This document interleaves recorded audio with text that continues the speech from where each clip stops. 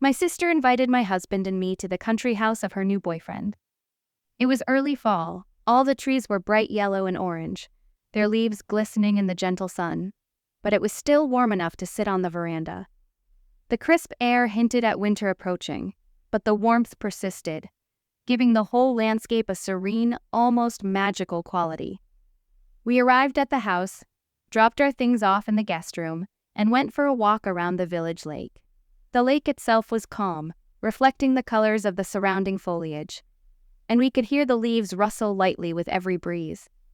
My sister introduced us to her boyfriend, handsome Rizzo, who seemed like a pleasant and polite man. He greeted us with a warm smile, and his confident demeanor immediately made me hope my sister wouldn't leave him.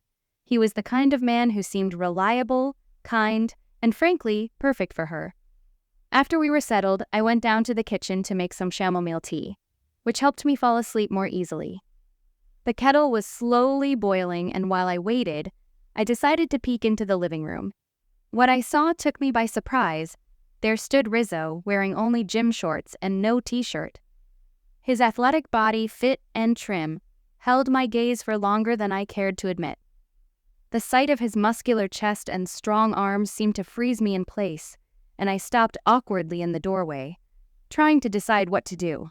I felt partly guilty for looking at him, but there was something undeniably captivating about him at that moment. I took a step back, intending to leave quietly, but at that very moment a floorboard creaked beneath my foot. The sound echoed through the quiet house, and Rizzo turned to look at me, catching my gaze.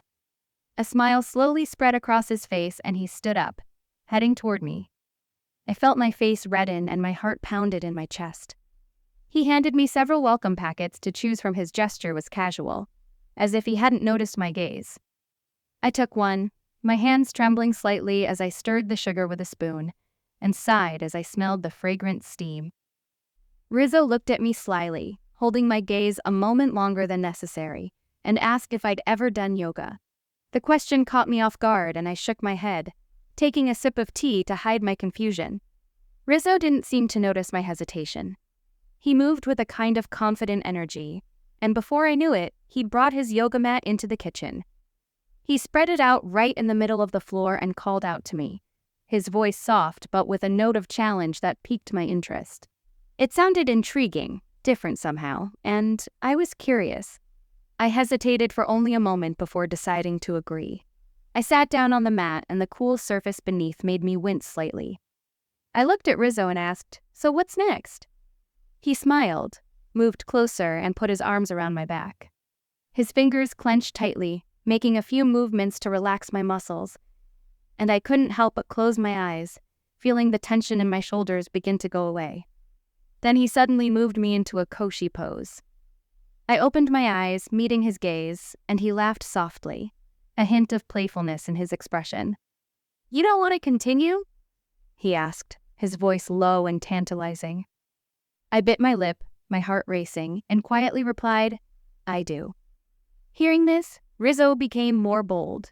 His hands moved slowly around my waist, then lower, and his touch sent shivers down my body. There was an unspoken understanding between us as we moved together, our breathing getting heavier, the morning sunlight streaming through the window and illuminating the kitchen. We continued right there in the center of the kitchen on the yoga mat, captured by the intensity of the moment.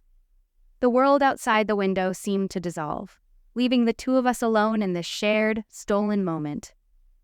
When it was over, we each stood up, realizing that what had just happened could never be acknowledged again. Each of us pretended that nothing had happened and went back to our roles we were supposed to play.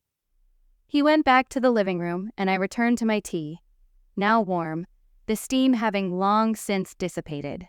I took a sip and stared out the window, thoughts swirling in my head, emotions I couldn't quite understand.